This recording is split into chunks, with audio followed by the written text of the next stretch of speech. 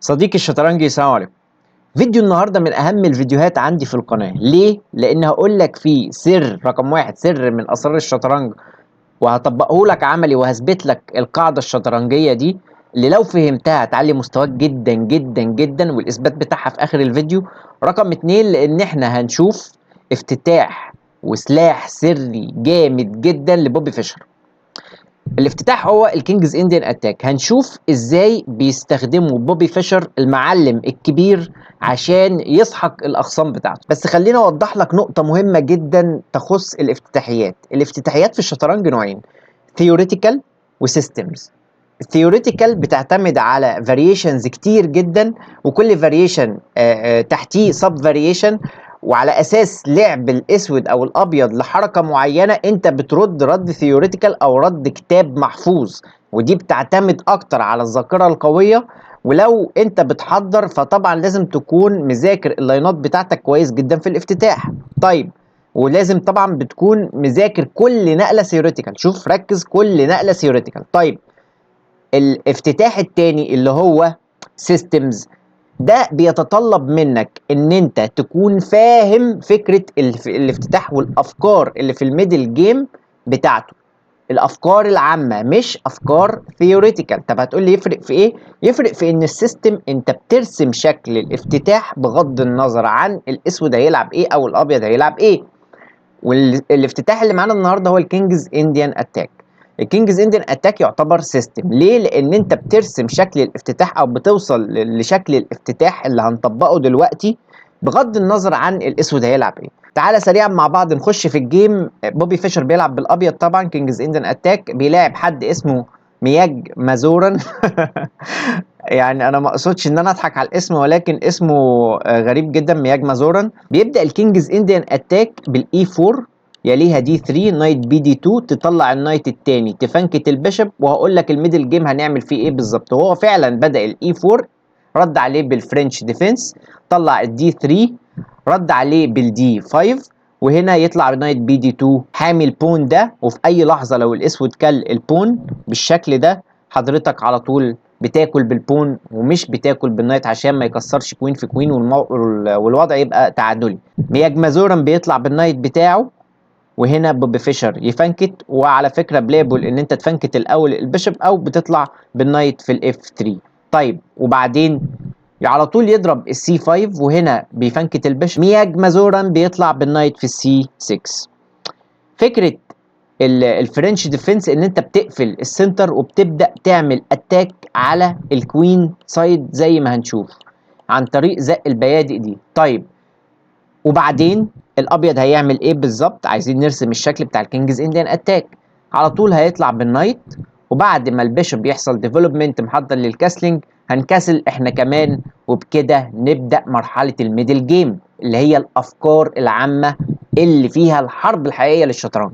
طيب، افكار الميدل جيم في الكينجز انديان اتاك انت مش مضطر تحفظها، انت بس تفهمها بشكل عام. طيب، ايه هي؟ رقم واحد بالترتيب كده، ان انت هتبوش الاي 5 بون زقه مهمه جدا جدا جدا. ليه؟ لان احنا عايزين نطرد النايت من الدفاع بتاع الكينج. وفي نفس الوقت بص الخطه بقى دي، هتجيب الروك في الاي 1، هتعمل منوفر في الشطرنج، يعني انت بتعيد وضع القطعه بتاعتك في مكان اكتف اكتر. طيب، ازاي؟ النايت ده بيجي في الاف 1 وبيطلع في الاتش 2 وبعد كده بيطلع في الجي 4. عايز ايه؟ عايز يجحفل كل القطع ناحيه الملك ويبني هجمه افكتيف زي ما احنا هنشوف. طيب، هنا بوبي فيشر على طول يزق الاي 5، وهنا يرجع النايت عامل ضغط على البون. طبيعي لازم نروح بالخطه بتاعتنا بالروك اي 1، وبعد كده يبدا هو ياتاك الكوين سايد. تاني هقولها يا جماعه، الكينجز انديان اتاك موجه افكاره على طول على الملك، افكار هجوميه مرتبه ومنظمه عشان ما تهجمش اي حاجه على الملك. طيب، واللي قصادك بيلعب على الكوين سايد. لو هو نجح هياكل روك، هياكل بيشب، هياكل اي حاجه في الكوين سايد، ولكن انت لحضرتك لو نجحت هتاخد الملك وهتكسب الجيم. طيب، تعال نشوف بوبي فيشر عمل ايه. على طول يعمل المنوفر بتاعت النايت اللي قلنا عليها، وبعد زق البيدق في البي 4 يزق على طول الاتش 4. الاتش 4 سمة من سمات الكينجز انديان اتاك. ليه؟ لان انت عايز برضو تطلع البيشوب هنا. على طول هتلاقي في كل مباريات الكينجز انديان اتاك البيشوب بيقف في مربع الاف 4. طيب واللي قصادك برضو عمال يهجم على جناح الوزير، وهنا على طول يدفع الاي 5 بون، وهنا تطلع بالبيشوب ديفلوبمنت. اللاست اكتيف بيس بتاعتك هو البيشوب. وبعد ما يزق البون ده هنا بوبي فيشر قال لك كفايه كده، انا هقفل ناحيه الوزير بدفع بيدق الاي 3.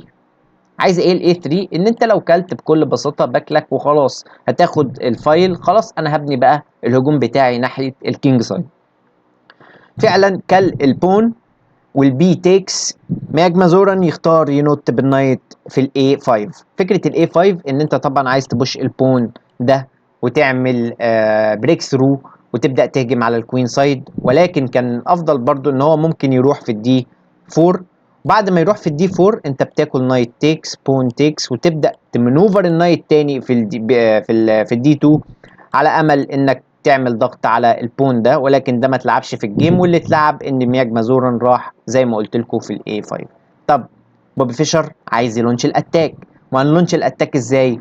على طول تروح بالنايت اما في الاي 3 او زي ما قلت لك في الاتش 2 محضر لفكره الجي 4. مياج مازوران يعمل ديفلوبمنت للبيشوب، عايز برضو يعمل بريك ثرو من السي فايل، وهنا على طول انت نقله بروفلاكتك جدا من بوبي فيشر، وهي البيشوب راح على الاتش 3.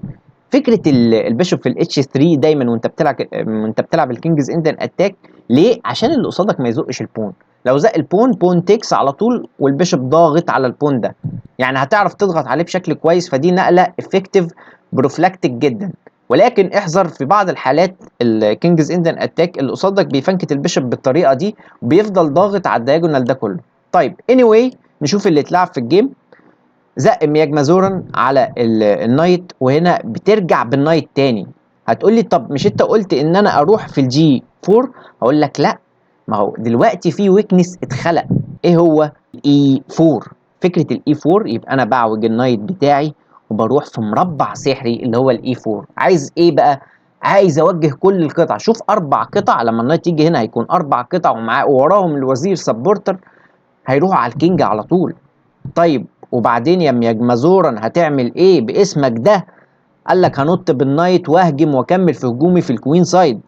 ولكن هنا بوبي فيشر يريموف الديفندر، هو عايز يقلل القطع الدفاعيه عند الملك بفكره طبعا الكوين يدخل في الاتش 5.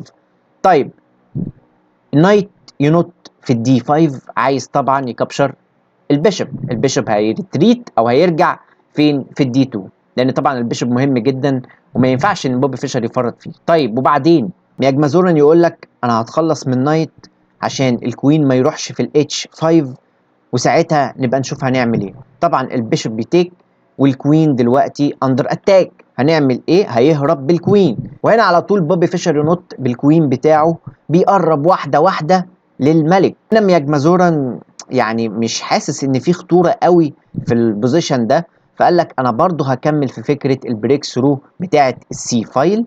فراح جاب الروك بتاعته تمسك السيمي اوبن فايل او لما يزق طبعا البون. طيب بكل بساطه كده انت لو بتلعب دلوقتي ايه اللي هيعمله الخطوه الجايه لبوبي فيشر؟ النايت بتاعه قلنا هينط هنا عشان يمسك الاي 4. طيب مياج مازوران ينط بالنايت في المربع ده، طبعا عايز يمنع ان النايت ينط في مربع الاي 4. ولكن بوبي فيشر يفاجئ مياج مازوران بتضحيه، اول تضحيه لبوبي فيشر، وهي خد لك بيشوب على الهوا. لو كلت بالبون على طول هاكلك وعايز تشيك مات ملهاش حل. طيب وبعدين هيعمل ايه؟ قال لك انا هرجع اقرب لما الكوين يجي يضغط اكتر، هقرب بالكوين بتاعي واحمي مربع المات. ولكن بوبي فيشر ينط بالنايت. ياجمازورا مش مستعجل على انه ياخد النايت، ولكن زق على الكوين عشان يخلص من التهديدات ده، على امل ان بوبي فيشر يروح في الاتش 6، وهنا على طول يروح بالكوين قصاده ويتريد الكوين ويبدا يخش في اند جيم احتمالات باط. بوبي فيشر قال له طبعا انا مش هعمل الكلام ده، وراح على طول بالكوين بتاعه في الجي 5. وفكره طبعا الكوين في الجي 5 ان انا عايز اعمل بريك ثرو بالاتش 5. طيب وبعدين يا مياج مازورا هتعمل ايه؟ قال لك دلوقتي هاكل النايت، هاكله بالروك وادخل الروك بتاعتي في اللعب بعد زقه الاتش 5. طيب هتدافع ازاي يا مياج مازورا؟ شوف لك حل. قال لك انا هكمل في الخطه بتاعتي وابدا اعمل بريك ثرو واضغط على الدي 3 بون. طيب بوبي فيشر ولا شايفك يا حبيبي وراح زق الاتش 5. شوف لك حل، لاخر مره بقول لك شوف لك حل والا هتموت يخرب بيتك.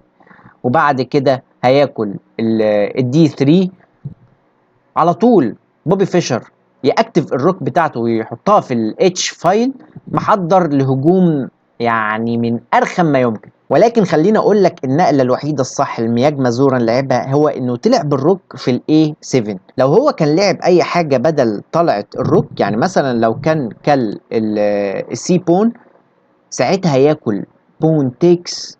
طيب هتقول لي ايه الموضوع، يعني ايه المشكله؟ ده كده محضر ان هو يرقي. طيب خد لك روك على الهوا. لو جبت وزير انا ماليش دعوه بيك، باكله بالروك، باكل الروك. وتخيل مش هاكل الروك في الوضع ده، ولكن انا هطلع بالكينج بتاعي لان الكوين طبعا في مربع العمليات مش هسيبه عشان خاطر روك، انا بتارجت الملك. طيب مياج مازورا طبعا مش هيلاقي دفاع للعب ده غير انه يسلم، لان بعد اكله الروك على طول بديله تشيك، بنزل تشيك، بعد كده تشيك ميت في الجي 7. ولكن ده ما اتلعبش وعشان كده طلع بالروك فين؟ في الاي 7. طيب وبعدين هتعمل ايه يا بوبي فيشر؟ هتلونش الاتاك بتاعك ازاي؟ قال لك الاول انا هعمل كويت موف برجعه البيشوب فين؟ في الجي 2. ليه؟ لان انا محضر لفكره جميله جدا بقى هتشوفها، فكره مات عجيبه جميله. وهي ايه؟ قال لك مياج مازورا انا هاكل البون وهخش في الفكره القديمه بما اني حميت الرانك، ولكن بوبي فيشر يخش بالكوين في الاتش 6 محضر طبعا، وشكلك قريت الموضوع لتضحيه كوين. طبعا مياج مازورا لازم يرجع بالكوين بتاعه او يروح بالكوين بتاعه في الاف 8.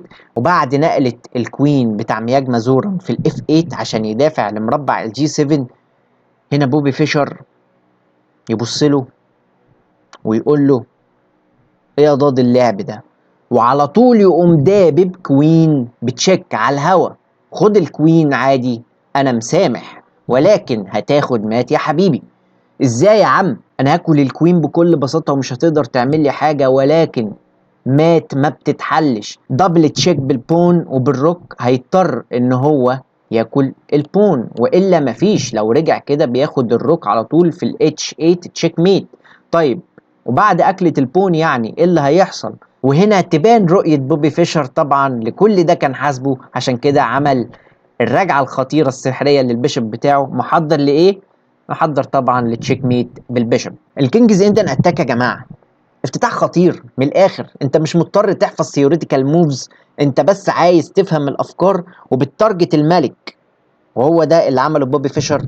وبيستخدم طبعا، هو بص يعني اجمل الاجيال اللي هتتلعب كينجز انديان اتاك هتشوفها وهتفهم الافكار منها من بوبي فيشر. وطبعا بطلنا المصري دكتور باسم امين. خليني بقى دلوقتي اقول لك على السر اللي كنت شايله لك في اخر الفيديو، وهو في الشكل اللي قصادك برضه. شايف المات عامله ازاي؟ عايز اقول لك ان دي باترن، وانا زمان كنت بذاكر الكينجز انديان اتاك شفت الجيم ده، يعني كان موديل بمشي عليه وبشوف الافكار منه. طبعا درست الجيم ده واتخزنت جوه عقلي الفكره دي، ولكن بعد مرور السنين عملتها في جيم تيبيكال. وعايز اقول لك ان انا ما كنتش فاكر اساسا الجيم ده بعد ما خلصت الجيم، ولكن دي الباترن ريكوجنيشن. الباترن ريكوجنيشن يعني عقلك الباطل بيخزن شكل شطرنجي هو شافه قبل كده في جيم كلاسيك، ولما بيجي شكل مقارب ليه بيحصل زي تريجر عندك في المخ كده بيقولك ان انت عندك تشيك ميت. فركز وهتجيب الباترن اللي انت شفتها قبل كده. وهو ده سر خطير جدا على فكرة يا جماعة في الشطرنج، الباترن ريكوجنيشن، او التعرف على الطريقة بالعربي يعني، آه، اسمها بالانجليزي الباترن ريكوجنيشن. التعرف على اشكال المتات. هديك الاثبات اللي حصل او هوريك الجيم اللي اتلعب فيه التكتيك ده والتشيك مات دي لحسن الحظ أنا كنت مصوّره زمان جدًا، يعني مثلًا من سنتين لصديق عزيز عليّا يعني كنت بالاعبه واديته مات بنفس الكيفية دي. هاسيب لك جزء من الفيديو كده.